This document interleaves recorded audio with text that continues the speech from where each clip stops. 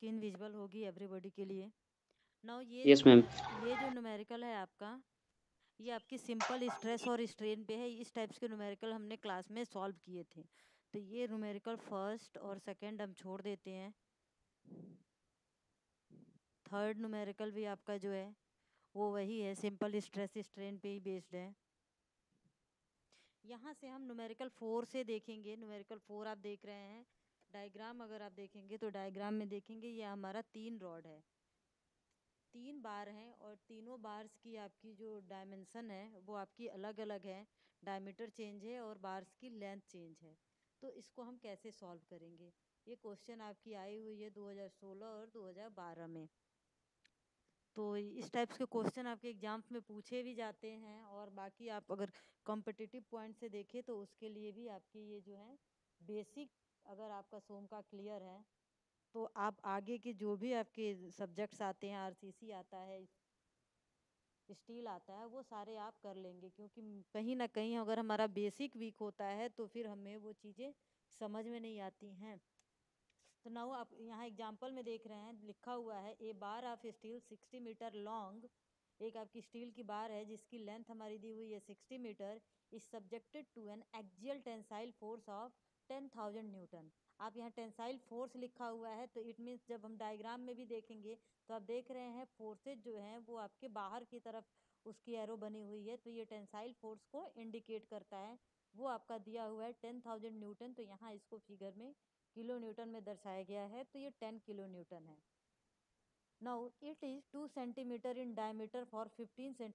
Total bar की जो length है वो आपकी 60 सेंटीमीटर दी हुई है, टोटल लेंथ। एंड इसको आपको यहाँ it is 2 centimetre in diameter for 15 centimetre of its length. अब ये कह रहा है कि यहाँ से ए से लेके बी तक ये जो बार है उसकी आपकी डायमीटर जो है वो आपकी 2 सेंटीमीटर है। यहाँ आपका डायमीटर 5 से डिनोट करते हैं, और यहाँ दिया हुआ है 25। तो 20 मीन्स आपकी यहाँ पे ये में मेंशन कर रखा है, और यहाँ डाया लिख रखा है। वही क्वेश्चन में कह रहा है 2 centimetre in diameter for 15 centimetre of its length. तो इट मीन्स आपकी जो L1 है वो आपकी 150 दी हुई है, और जो बार की डायमीटर इसको हम D1 से डिनोट करेंगे, तो D1 आपकी जो है 20 दी हुई है। इसके आगे आपका है 1.5 centimetre in diameter for 20 centimetre in length. अब नाउ B से C तक आपकी जो बार है उसकी डायमीटर कह रहा है कि आपकी 15 है। ये हमारी D2 15 है, और उसकी जो लेंथ है L2 से डिनोट करेंगे, वो आपका क्वेश्चन में कह रहा है 20 सेंटीमीटर, या यू कैन से 200 है। नाउ थर्ड आपका क्वेश्चन में इसी में क्या कर रहा है, and 10 centimetre diameter for remaining 25 centimetre. अब आपकी जो डायमीटर है, जो रिमेनिंग बार बच रही है सी से लेके डी तक, उसकी डायमीटर कह रहा है, इसको अगर हम D3 से डिनोट कर रहे हैं तो ये आपकी 10 है, और उसकी लेंथ जो है वो आपकी 250 है। तो यहाँ लेंथ को L1, L2, L3 से डिनोट किया गया है। क्वेश्चन में आपकी टोटल लेंथ को अगर हम L से डिनोट करें तो टोटल लेंथ आपकी जो है 600 दी हुई है। नाउ अब आपको इसमें निकालना क्या है, determine tensile stresses in all these 3 portion of the bar and total elongation of the बार। अब आपको ये जो 3 पोर्शन है, पोर्शन 1, पोर्शन 2 एंड पोर्शन 3, तो इन तीनों पोर्शन में आपको स्ट्रेसेज निकालने हैं। तो P1, small P2 and small P3, ये आपको तीनों बार के लिए स्ट्रेसेस क्वेश्चन में कह रहा है कैलकुलेट करिए। एंड टोटल इलोंगेशन का आपका फॉर्मूला आप बताया गया था, अगर उसको हम डेल्टा एल से डिनोट कर रहे हैं तो डेल्टा एल इक्वल टू क्या हो जाएगा, delta L1 plus delta L2 plus delta L3। तीनों बार का इंडिविजुअल हम इलोंगेशन निकाल लेंगे, टेंसाइल फोर्स एक्ट कर रहा है तो। और जब इलोंगेशन निकालेंगे तो उसको हम ऐड कर देंगे, तो उस बार की टोटल इलोंगेशन निकल के आ जाएगी। चूंकि टेंसाइल फोर्स लग रहा है तो बार में आपकी जो इलोंगेशन होगी वो आपकी पॉजिटिव होगी। नाउ क्वेश्चन में ये दे दिया है मॉडुलस ऑफ इलास्टिसिटी जो है उस मटेरियल की, स्टील है तो स्टील के लिए आपका दिया हुआ है 2 इंटू 10⁻7 न्यूटन पर सेंटीमीटर स्क्वायर। तो जब हम क्वेश्चन सॉल्व करेंगे तो इस चीज़ का आप ध्यान रखेंगे कि यहाँ न्यूटन पर सेंटीमीटर स्क्वायर है, लेकिन आपकी जो यूनिट हम लेते हैं, अगर हम लोड को न्यूटन में और डायमेंशन को एमएम में ले रहे हैं तो इसको आपको भी कन्वर्ट करना होगा न्यूटन पर एमएम स्क्वायर। तो ये आपकी जो हो जाएगी ई की वैल्यू, जब हम कन्वर्ट करेंगे तो ई की वैल्यू आपकी हो जाएगी 2 × 10⁵ न्यूटन पर mm square. 1 mm equal to आपका होता है, sorry 1 centimetre equal to 10 mm। तो आप जब इसको कन्वर्ट करेंगे तो ये आपका जो 7 है वो आपका चला जाएगा, 2 आपके हट जाएंगे पावर इससे, तो 10⁵ हो जाएगा। तो अब सबसे पहले हम क्वेश्चन को सॉल्व करने के लिए क्या करेंगे, इंडिविजुअल बार्स को लेंगे, सेक्शन 1, सेक्शन 2 और सेक्शन 3। इन तीनों सेक्शन का सबसे पहले हम क्रॉस सेक्शनल एरिया निकाल लेंगे, और जो भी आपके टेंसाइल फोर्स इस पे जो एक्ट कर रहे हैं, एफ जो फोर्स एक्ट कर रहा है वो आपके सारे बार पे आपकी इक्वल अमाउंट में एक्ट कर रहा है, वो आपकी वेरी नहीं करेगी। केवल हमारा क्रॉस सेक्शनल एरिया चेंज है, तो इसकी वजह से आपकी जो स्ट्रेसेज होंगी ईच बार में वो आपकी चेंज हो जाएगी। तो यहाँ आपका सोल्यूशन में एरिया ऑफ सेक्शन 1, अब सेक्शन 1 जो है ये पूरा पार्ट ए बी, अगर इसको हम यहाँ पे ए डैश और इसको हम बी डैश नाम दे रहे हैं, तो इस पूरा ये सर्कुलर सेक्शन है, तो इसका हम एरिया निकाल लेंगे। तो सर्कुलर का एरिया आपका होता है π/4d²। अब डायमीटर आपकी 20 mm दी हुई है, तो आपकी एरिया निकाल लेंगे, तो ये एरिया हमारी हो जाएगी, इसको हम A1 से डिनोट करेंगे, तो आपकी आ जाएगी 314 mm²। सिमिलरली अब हम सेक्शन 2 जो है, ये आपकी बीच वाला सेक्शन, इसका एरिया निकालेंगे, तो इसकी एरिया आपकी क्या हो जाएगी, यहाँ डायमीटर अब आपकी रिड्यूस हो गई है, 15 mm हो गई है, तो डी की जगह हम यहाँ पे 15 mm लिख देंगे, तो ये आपका एरिया निकल के आ जाएगा इतना 176.625। अब ऐसे ही ये आपका जो 3 है सेक्शन 3, अब सेक्शन 3 का हम एरिया निकालेंगे, तो आपकी यहाँ पे डायमीटर अगेन रिड्यूस हो गई है, और ये आपकी हो गई है 10 mm, तो π/4 इंटू 10 का स्क्वायर, तो ये आपकी आ जाएगी 78.5 mm²। Now stresses in each portion question में निकालना है। तो अब सेक्शन 1 का स्ट्रेस का फॉर्मूला क्या होता है, स्ट्रेस इक्वल टू होता है load applied on a cross sectional area.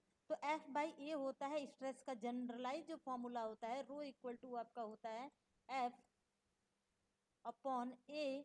अब हम सेक्शन 1 के लिए स्टडी कर रहे हैं, तो यहाँ रो की जगह आपका रो1 हो गया, और A की जगह यहाँ पे हम A1 यूज करेंगे, और जो फोर्स है, फोर्स आपकी उसकी वैल्यू हमारी चेंज नहीं होगी, वो आपकी उतनी ही रहेगी 10 kilo Newton through out all these 3 section. तो अब यहाँ पे F का हमने न्यूटन में कन्वर्ट कर लिया लोड को, तो आपकी हो गई 10,000, और क्रॉस सेक्शनल एरिया सेक्शन 1 का आपने ऊपर यहाँ निकाला है, ये आपकी 314 आई है। तो यहाँ से हमारा पोर्शन 1 में कितने स्ट्रेसेज जनरेट होगा due to this tensile force, ये आपकी निकल के आ गई 31.847 न्यूटन पर mm²। सिमिलरली जब हम पोर्शन BC या ये जो आपका मिडिल पार्ट है, ये जो दो सेकेंड पोर्शन है, उसका हम स्ट्रेस की बात करें, तो वहाँ पे आपका क्या हो जाएगा, रो की जगह रो2 और ए की जगह A2, बाकी फोर्स आपका वही रहेगा। तो यहाँ बस एरिया हमारी चेंज हो रही है, तो जिस वजह से हमारी स्ट्रेसेज भी यहाँ पे चेंज हो गई।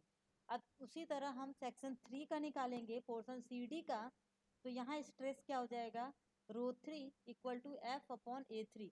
एरिया आपने A3 पहले निकाल रखा है यहाँ पे, तो यहाँ पे जब इसको पुट करेंगे तो ये स्ट्रेसेज आपकी यहाँ पे निकल के आ जाएगी 127.388।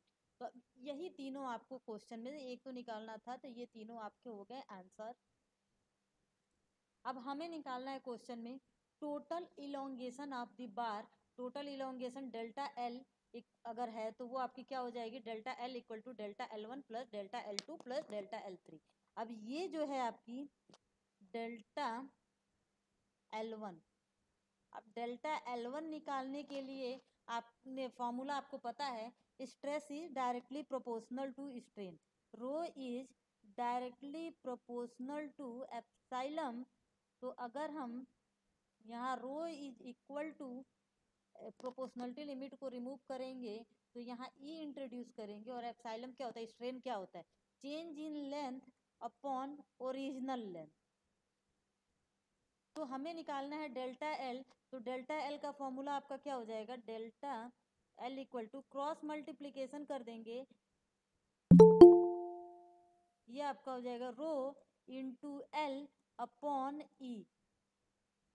तो ये तो आपका एक जनरलाइज फार्मूला हो गया जब हमें चेंज इन लेंथ निकालना है किसी भी बार का। अब यहाँ क्वेश्चन में आपके बार की जो साइज है वो आपकी चेंज है, तो 3 पोर्शन है, तो हम जब फर्स्ट पोर्शन के लिए निकालेंगे आपकी सेक्शन 1 पे हमारा कितना चेंज हो रहा है, तो यहाँ डेल्टा एल की जगह आपकी क्या हो जाएगी, डेल्टा L1 हो जाएगा, और रो की जगह यहाँ पे हम पुट कर देंगे रो 1, और एल की जगह अगेन आपकी यहाँ L1, और ई जो है मॉडुलस ऑफ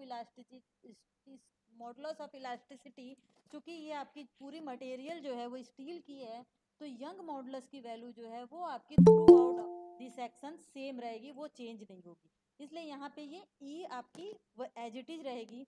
अब सिमिलरली जब सेक्शन 2 के लिए हम इलोंगेशन निकालेंगे बार की लेंथ में, तो वहाँ पे आपकी क्या हो जाएगी, डेल्टा L1 की जगह डेल्टा L2, और यहाँ रो 1 की जगह रो 2 जो मेंशन किया हुआ है, और L1 की जगह आपकी L2, और ई आपकी एज इट इज रहेगी। जब हम सेक्शन 3 की बात करेंगे तो सेक्शन 3 में आपकी क्या हो जाएगी, रो 1 की जगह यहाँ रो 3, एल की जगह L3 अपॉन ई। अब यहाँ से आप चाहें तो क्वेश्चन में ई आप देख रहे हैं तीनों में कॉमन है, तो ई को हमने बाहर निकाल लिया, यहाँ पे 1/e हमने कॉमन ले लेंगे, तो यह आपका अंदर क्या हो जाएगा, रो 1 L1 प्लस रो 2 L2 प्लस रो 3 L3।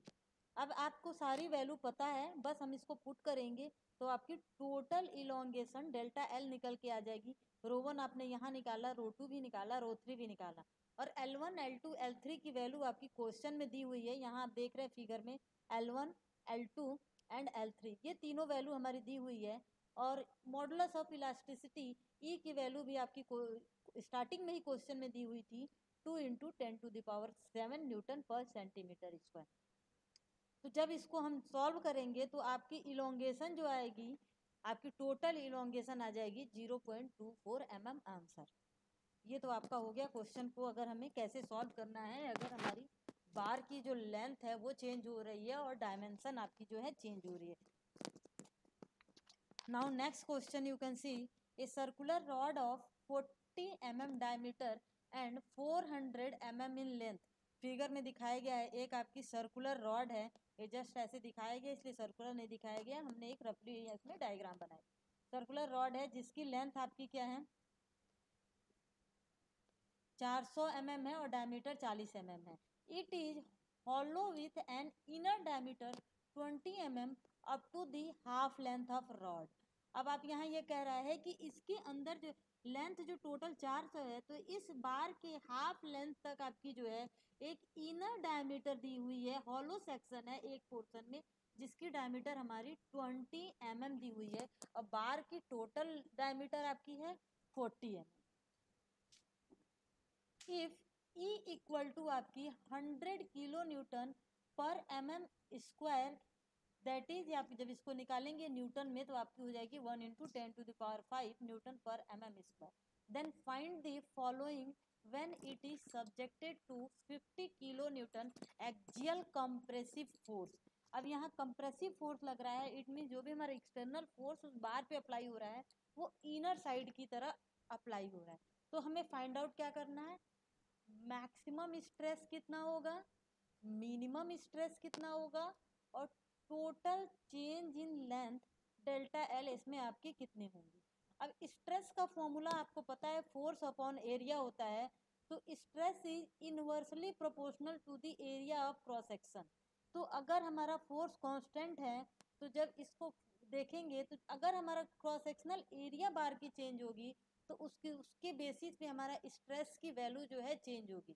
जितना ज़्यादा एरिया उतना कम स्ट्रेस, जितना कम एरिया उतना ज़्यादा स्ट्रेस आपका निकल के आएगा। नाउ एरिया, मिनिमम एरिया निकालने के लिए आपको क्या हो जाएगी, इसको अगर हम ए मिनिमम से डिनोट कर रहे हैं, it means area of hollow part. ये जो हम आपका एक सेक्शन इसको हम 1 मान ले रहे हैं, एक सेक्शन आपकी 2 मान ले रहे हैं, तो यहाँ आप देख रहे हैं 1 सेक्शन में आपका हाफ लेंथ तक टोटल 400 था, तो आपकी 200 mm तक जो लेंथ है आपकी बार की उसमें एक हॉलो सेक्शन है आपके, उसमें बीच में होल है जिसकी डायमीटर हमारी 20 mm है, तो एरिया ऑफ हॉलो पार्ट निकालेंगे, उसी को हम बोलेंगे मिनिमम एरिया ऑफ द बार। तो ये आपकी कितनी हो जाएगी, π/4 इंटू आपकी टोटल डायमीटर माइनस आपकी हॉलो का डायमीटर का होल स्क्वायर कर देंगे, तो आपकी ये निकल के आ जाएगी हॉलो पोर्शन का एरिया, मिनिमम एरिया आपकी बार की। तो ए मिनिमम आपकी हो गई π/4, टोटल डायमीटर बार की आपकी दी हुई है 40 mm और हॉलो का डायमीटर आपका दिया हुआ है 20 mm, तो मिनिमम एरिया आपकी ये निकल के आ गई 300। इसको पाई के टर्म में ही रखा है, इसको चाहे तो आप पाई की वैल्यू 3.14 पुट कर सकते हैं या उसी में रख सकते हैं। अब now maximum area, maximum area क्या हो जाएगी, एरिया ऑफ सॉलिड पार्ट। ये जो भी हमारा सॉलिड जो आप देख रहे हैं लाइन से जो दिखाया गया है, ये हमारे बार की सॉलिड पार्ट्स हैं। तो सॉलिड पार्ट्स की एरिया निकालने के लिए हम क्या करेंगे, टोटल आपकी π/4 इंटू डी स्क्वायर। तो ये बार की टोटल डायमीटर हमारी दी हुई है क्वेश्चन में 40, तो यहाँ आपका हो जाएगा 40 का स्क्वायर π/4 इक्वल टू आपका ये हो जाएगा 40 पाई mm स्क्वायर। तो मैक्सिमम स्ट्रेस क्या हो जाएगा, मैक्सिमम स्ट्रेस अभी मैंने बताया, मैक्सिमम स्ट्रेस आती है जब आपकी एरिया कम होती है। जब एरिया ज़्यादा होगी तो उस केस में हमारा स्ट्रेस जो जनरेट होगा बॉडी में वो आपका कम होगा, बिकॉज आपकी जो भी रो है, rho is inversely proportional to the area. It means area बढ़ेगी तो स्ट्रेस आपका घटेगा और एरिया घटेगी तो स्ट्रेस हमारा बढ़ेगा। तो यहाँ आपको मिनिमम और मैक्सिमम आपको स्ट्रेस निकालना है। जस्ट आपको ट्रिक है कि आपको मिनिमम एरिया क्या होगा इस सेक्शन का और मैक्सिमम एरिया, तो ये अगर आप निकाल लेंगे तो स्ट्रेस निकालना हमारे लिए इजी हो जाएगा। तो आपकी मैक्सिमम स्ट्रेस को अगर हम रो मैक्स से डिनोट कर रहे हैं तो रो मैक्स इक्वल टू क्या हो जाएगा, फोर्स अपॉन मिनिमम एरिया। अब मिनिमम एरिया आपने ऊपर निकाल लिया है, हॉलो पार्ट्स का एरिया कितना है, ये जो हॉलो है जो आपका यहाँ पे डायमीटर जिसके अंदर 20 mm मेंशन किया गया है, तो इसकी एरिया हमने ऊपर यहाँ निकाल ली। तो जस्ट उससे हम क्या करेंगे, फोर्स में डिवाइड कर देंगे एरिया को, तो आपकी मैक्सिमम स्ट्रेस निकल के आ जाएगी। नाउ मिनिमम स्ट्रेस को अगर हम रो मिनिमम से डिनोट कर रहे हैं तो आपकी मिनिमम कब आएगी, जब हमारा एरिया मैक्सिमम होगा। तो मैक्सिमम एरिया आप देख रहे हैं हमारा सॉलिड पार्ट्स जो है, सॉलिड पार्ट्स का एरिया मैक्सिमम आ रहा है, तो एफ अपॉन ए मैक्स। अब ए मैक्स की वैल्यू पुट कर दिया तो ये आपकी आ गई मिनिमम स्ट्रेस और यहाँ आ गया हमारा मैक्सिमम स्ट्रेस। अब नाउ टोटल इलोंगेशन निकालना है, चेंज इन लेंथ। तो डेल्टा एल इक्वल टू क्या हो जाएगा, delta L equal to delta L1 plus delta L2। अब नाउ डेल्टा L1 अभी ऊपर हमने बताया, डेल्टा L1 को जब हम वो करेंगे, यहाँ पे आपका होता है F/E, इस फॉर्मूले को जस्ट तोड़ दिया है, L1 अपॉन A1। ये जो F/A1 है ये आपका क्या है, स्ट्रेस है, यही हमारा रो 1 है। और यहाँ जो आपका है F/A2 ये हमारा है रो 2। तो उसके लिए आपको रो 1 और रो 2 सेपरेट निकालना पड़ेगा, तो इसलिए हमने क्या किया है, उसको डायरेक्ट L1 अपॉन A1 और L2 अपॉन A2 कर दिया है, इस फॉर्मूले को हमने तोड़ दिया है। तो जब इसमें यहाँ से E आपका कॉमन आ जाएगा तो F भी आपका फोर्स भी हमारा बॉडी के लिए चेंज नहीं हो रहा है, तो F/E कॉमन निकाल लिए, तो ये आपका हो गया L1 upon A1 plus L2 upon A2। अब क्वेश्चन में L1 और L2 की वैल्यू आपकी यहाँ दी हुई है, L1 200 mm और L2 भी हमारा 200 mm है। और आपकी A1 और A2, A1 जो है वो आपकी ये हो गई हॉलो पार्ट्स जो है उसका आपका एरिया, इसको हम A1 से डिनोट कर रहे हैं। और जो हमारे ये सॉलिड पार्ट्स हैं, सॉलिड पार्ट्स के एरिया को हम A2 से डिनोट कर रहे हैं, तो A1 अपॉन A2 आपका हो गया, इसकी वैल्यू हमने पुट कर दी, तो यहाँ से टोटल इलोंगेशन आपकी निकल के आ गई 0.1856 mm। अब ये इलोंगेशन आपकी किस में होगी, निगेटिव होगी, क्योंकि जब हम इस पे कंप्रेसिव फोर्स लगाएंगे तो आपकी उसकी क्रॉस सेक्शनल आपकी जो वॉल्यूम होगी उस बार की वो आपकी कम होगी, कंप्रेस होगी, तो यहाँ पे आपका जो लेंथ होगा वो आपकी रिड्यूस होगी। तो इतना हमारा हमें टोटल इलोंगेशन बस निकालना है। हमें साइन यहाँ डिनोट नहीं करना है, तो हमने टोटल इलोंगेशन यहाँ पे निकाल दिया। ये आपकी हो गई आंसर।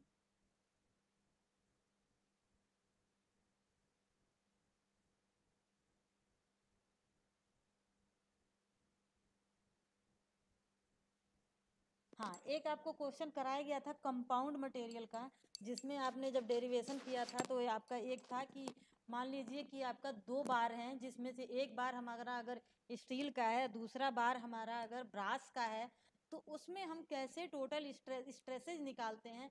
तो सिमिलर आपका उसी पे बेस्ड ये क्वेश्चन यहाँ पे है। एग्जाम्पल नंबर 10 यहाँ लिखा हुआ है 2 bars, one of steel and other of brass have the same length and same cross sectional area. आपकी लेंथ भी उसकी सेम है और क्रॉस सेक्शनल एरिया भी सेम है। When a load is applied on a brass bar, it has a strain of 2 mm in length. If that load is applied on steel bar, then find its longitudinal strain. अगर वही load जो है हम steel पे apply करेंगे तो उसकी आपकी स्ट्रेन लॉन्गिट्यूडनल लोड के डायरेक्शन में जो स्ट्रेन होगी वो आपकी कितनी होगी। अब आपकी दोनों अलग अलग मटेरियल हैं, तो दोनों मटेरियल की प्रॉपर्टी भी आपकी अलग अलग होगी, तो यंग मॉडुलस की वैल्यू भी हमारी दोनों की अलग अलग होगी। तो स्टील की यंग मॉडुलस की वैल्यू आपकी 2 × 10⁵ न्यूटन पर mm² होती है, और ब्रास की आपकी जो होती है 0.8 × 10⁵ न्यूटन पर mm²। अब हम क्या करेंगे, चाहे तो इसको 2 पार्ट्स में हमने इसको डिवाइड कर लिया। पहला आपका बना लिया कॉलम ब्रास के लिए और दूसरा हमारा स्टील की रॉड के लिए। तो आपके फोर्सेज फॉर ब्रास बार पे भी हमारा फोर्स F लग रहा है और स्टील पे भी F लग रहा है, क्योंकि यहाँ क्वेश्चन में कह रहा है जो लोड हमारा ब्रास पे अप्लाई कर रहे हैं वही लोड हम स्टील बार पे अप्लाई कर रहे हैं। तो ब्रास का आपका स्ट्रेन तो दे रखा है, लेकिन हमें स्टील की स्ट्रेन बस निकालनी है। नाउ लेंथ क्वेश्चन में बोला कि लेंथ और क्रॉस सेक्शनल एरिया दोनों बार की सेम है, तो लेंथ को भी हम L से, दोनों की लेंथ को L से डिनोट कर दिए। क्रॉस सेक्शनल एरिया की बात करें तो दोनों की क्रॉस सेक्शनल एरिया आपकी A हो जाएगी, इसका भी A और इसका भी A। अब नाउ चेंज इन लेंथ की बात कर रहे हैं, तो चेंज इन लेंथ जो है वो आपकी जो है इसमें ब्रॉस में जो है 2 mm दिखा रहा है। अब यहाँ पे हम डेल्टा L इंटू बी करेंगे, जिससे कि आपका कंफ्यूजन ना हो। B फॉर ब्रास और यहाँ S फॉर स्टील। जब आगे क्वेश्चन सॉल्व करेंगे तो ये रहेगा आपका मेंशन, तो आपको क्वेश्चन में कहीं कोई कंफ्यूजन नहीं रहेगा। अब चेंज इन लेंथ ब्रास का 2 mm दिया हुआ है और change in length in steel आपको कैलकुलेट करना है। क्वेश्चन में आपकी यंग मॉडुलस ब्रास के लिए दी हुई है और स्टील के लिए भी दी हुई है। हमारा यहाँ पे सारा डेटा गिवन है। अननोन क्या है आपका, केवल डेल्टा LS। अब नाउ हमारा फॉर्मूला क्या होता है स्ट्रेन निकालने के लिए या इलोंगेशन निकालने के लिए। अगर हम स्ट्रेन की बात करें तो स्ट्रेन का फॉर्मूला क्या होता है, change in length upon its original length. ये हमारा होता है स्ट्रेन। और अब आपको यहाँ पे तो हो गई स्ट्रेन का फॉर्मूला। और स्ट्रेस का फॉर्मूला क्या होता है, स्ट्रेस हमारा होता है force applied on a cross sectional area. अब क्वेश्चन में क्रॉस सेक्शनल एरिया दोनों बार की आपकी सेम है और फोर्स जो अप्लाई हो रहा है दोनों बार पे आपकी इक्वल अमाउंट में अप्लाई हो रहा है। लेंथ भी दोनों बार का सेम है। ओनली आपकी चेंज क्या है, ये हमारा जो इलोंगेशन आ रहा है ये हमारी चेंज होगी, क्योंकि ब्रास में जो इलोंगेशन होती है वो आपकी ज़्यादा होगी एज कम्पेयर टू हमारी स्टील। अब आपका फॉर्म आपने हुक्स लॉ पढ़ा होगा। हुक्स लॉ में आपका हुक्स लॉ क्या कहता है, stress is directly proportional to strain. It means आपका rho is directly proportional to epsilon. अब इस प्रोपोर्शनल लिमिट को हम हटाते हैं, यंग मॉडुलस एक कांस्टेंट इंट्रोड्यूस करते हैं, तो आपकी स्ट्रेस इक्वल टू क्या हो जाता है, स्ट्रेस इक्वल टू आपका होता है modulus of elasticity into strain. अब यहाँ रो इक्वल टू क्या होता है, स्ट्रेस इक्वल टू क्या होता है, force upon area is equal to Young modulus into strain equal to क्या होता है, change in length upon its original length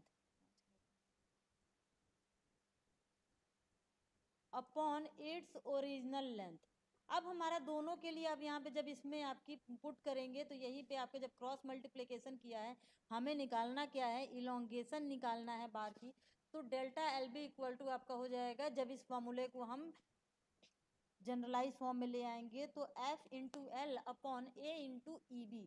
अब यहाँ बी फॉर ब्रास, और ये आपका चेंज इन लेंथ भी ये ब्रास के लिए डिनोट कर रहा है। और सिमिलरली आपकी स्टील के लिए भी आपका हो जाएगा delta L S equal to F L upon A into E S. अब हम क्या करेंगे, अगर हम इसको इक्वेशन 1 मानते हैं और स्टील वाले को हम इक्वेशन 2 मानते हैं, तो now divide equation 2 from equation 1। दो में से एक को हम डिवाइड कर देंगे तो आपकी क्या हो जाएगी, delta L S upon delta L B equal to आपका हो जाएगा this portion divided by this portion. तो जब इसको डिवाइड करेंगे तो फोर्स से फोर्स दोनों का कट जाएगा, लेंथ दोनों की सेम है तो लेंथ से लेंथ कट जाएगी, क्रॉस सेक्शनल एरिया दोनों की सेम है तो क्रॉस सेक्शनल एरिया दोनों का आपका कट जाएगा। बचेगा क्या हमारा, ओनली यंग मॉडुलस के टर्म बचेंगे। तो आपका ये फॉर्मूला क्या आपका बन के आएगा, delta L S upon delta L B equal to आपका हो जाएगा E B upon E S. Now अब आपको क्वेश्चन में दिया हुआ है, ई बी भी दिया हुआ है, ई एस भी दिया हुआ है और डेल्टा एल बी भी दिया हुआ है।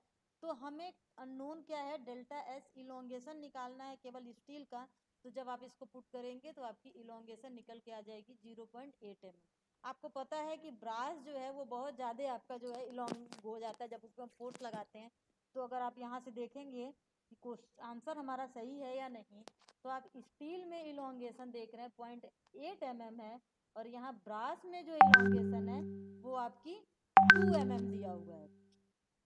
जस्ट ट्वाइस से भी हमारा ज़्यादा आपका आ रहा है। ये आपका जब डेरिवेशन कराया गया था तो डेरिवेशन में आपको वहाँ पे आपको फिगर के थ्रू दिखाया गया था कि जब हम कैसे फोर्स लगाते हैं तो ब्रास जो है सडनली एक्सपेंड हो जाता है और स्टील जो है उसके कंपेरिजन में स्टील में एक्सपेंशन जो होता है वो आपकी कम होती है।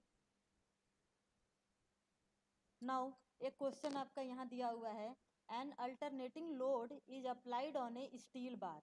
कोई आपकी स्टील बार है जिसमें हम अल्टरनेट करके लोड अप्लाई कर रहे हैं, दो बार में दो वैल्यू अप्लाई कर रहे हैं, जिसकी डायमीटर जो भी बार है उसकी डायमीटर आपकी 30 mm दी हुई है and length is given 300 mm उसकी लेंथ है। Maximum value between compression of 20 kilo Newton and tension of 8 kilo Newton. उस बार पे एक बार हम कंप्रेसिव फोर्स अप्लाई कर रहे हैं, ये अगर आपका कोई बार है तो इस बार पे हम एक बार कंप्रेसिव फोर्स अप्लाई कर रहे हैं और सेम बार पे एक बार हम टेंसाइल फोर्स अप्लाई कर रहे हैं। तो हमें निकालना क्या है, determine the difference between maximum length and minimum length of the bar.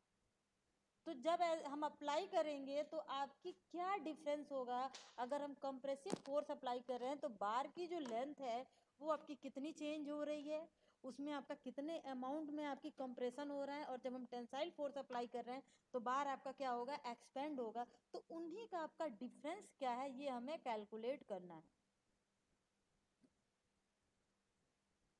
तो ये आपका टेंसाइल फोर्स एक्ट कर रहा है और ये हमारा कंप्रेसिव फोर्स एक्ट कर रहा है। और आपकी यहाँ पे क्या दी हुई है, यंग मॉडुलस की वैल्यू दी हुई है 210 किलो न्यूटन पर mm स्क्वायर। अगेन ये क्वेश्चन आपकी 2004 और उत्तराखंड के डिप्लोमा में 2014 में पूछा गया है। तो ना हो अब आपको reduce length of bar due to compressive force. आपको पता है कि जब हम बार पे कंप्रेसिव फोर्स अप्लाई करेंगे तो उसकी जो भी हमारी लेंथ है, अगर इस लेंथ को हम L1 से, कंप्रेसिव फोर्स वाले लेंथ को L1 से, और आपकी टेंसाइल फोर्स वाले लेंथ को अगर हम L2 से डिनोट कर रहे हैं, तो आपकी देखेंगे L1 कंप्रेसिव फोर्स की वजह से उसकी जो लेंथ है वो आपकी कम होगी, रिड्यूस होगी, और जो आपकी टेंसाइल फोर्स वाली जो लेंथ है वो आपकी इंक्रीज होगी, प्लस अमाउंट में इंक्रीज होगी, और यहाँ आपकी माइनस अमाउंट में डिक्रीज होगी। तो यहाँ लिखा हुआ है reduce length of bar due to compressive force.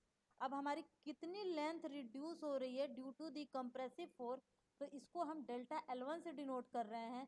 तो इक्वल टू आपका क्या हो जाएगा, कितना हम फोर्स अप्लाई कर रहे हैं, अगर कंप्रेसिव फोर्स को हम F1 से और टेंसाइल फोर्स को हम F2 से डिनोट करते हैं, तो आपका फॉर्मूला क्या बन जाएगा, F1/A हमारा क्या हो जाएगा, स्ट्रेस, और आपकी डेल्टा L1/L1 आपकी होती है स्ट्रेन।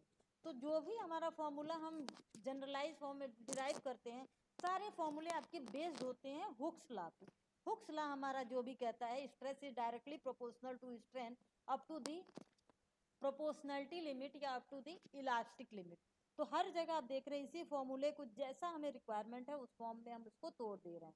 तो अब आपकी यहाँ पे क्या हो जाएगी, F1/A इंटू L1/E। तो हमें निकालना है डेल्टा L1। अब कंप्रेसिव फोर्स क्वेश्चन में आपकी 20 किलो न्यूटन दी हुई है, इसको हमने न्यूटन में कन्वर्ट कर दिया।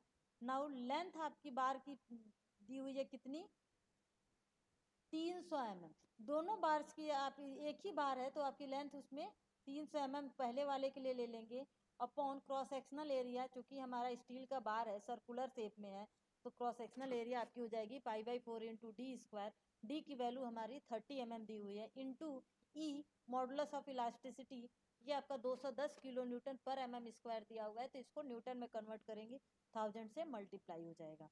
तो यहाँ हमारी डेल्टा L1 की वैल्यू आपकी निकल के आ जाएगी, सारा टर्म्स नोन है, only unknown is delta L1। Similarly now increase length of steel bar due to the tensile load. जब हम उसी बार पे, अब दूसरा क्वेश्चन इसको मान के चलिए, जब हम टेंसाइल फोर्स लगाएंगे तो उसकी लेंथ हमारी इंक्रीज हो रही है, वो कितने अमाउंट में इंक्रीज हो रही है, अगर उसको हम डेल्टा L2 से डिनोट कर रहे हैं तो फॉर्मूला क्या हो जाएगा, F2/A, this is your stress, and अगर L2 को यहाँ ले आएंगे तो ये स्ट्रेन हो जाएगा और ये हमारा मॉडुलस ऑफ इलास्टिसिटी। अब F2 फोर्स कितना अप्लाई हो रहा है, tensile force 8 kilo Newton, Newton में कन्वर्ट कर दिया, 1000 से मल्टीप्लाई कर दिया। लेंथ हमारी बार की वही है 300 mm, एंड एरिया भी आपकी बार की वही है π/4 इंटू डी की वैल्यू हमारी 30 mm दी हुई है, इंटू ई की वैल्यू आपकी भी सेम रहेगी। तो अब हमारी चेंज इन लेंथ आपकी हो रही है इतनी, ये 0.0162, ये हमारा इंक्रीज हो रही है प्लस अमाउंट में, ये हमारी डिक्रीज हो रही है माइनस अमाउंट में ओरिजिनल लेंथ से। नाउ हमें गैप निकालना है, difference of gap between reduce and increase length of steel बार। तो हमें डिफरेंस ऑफ गैप निकालने के लिए delta L1 plus delta L2 करेंगे, तो आपकी दोनों को हम जोड़ देंगे कि कितना का गैप आ रहा है, तो आपकी ये गैप आ जाएगी सम करने पे 0.0566 mm। नाउ जो है हम क्लास को जो है यहीं पे न्यूमेरिकल्स को स्टॉप करते हैं, बिकॉज सम स्टूडेंट्स को कुछ क्वेरी होगी तो उस क्वेरी पे हम डिस्कस करते हैं।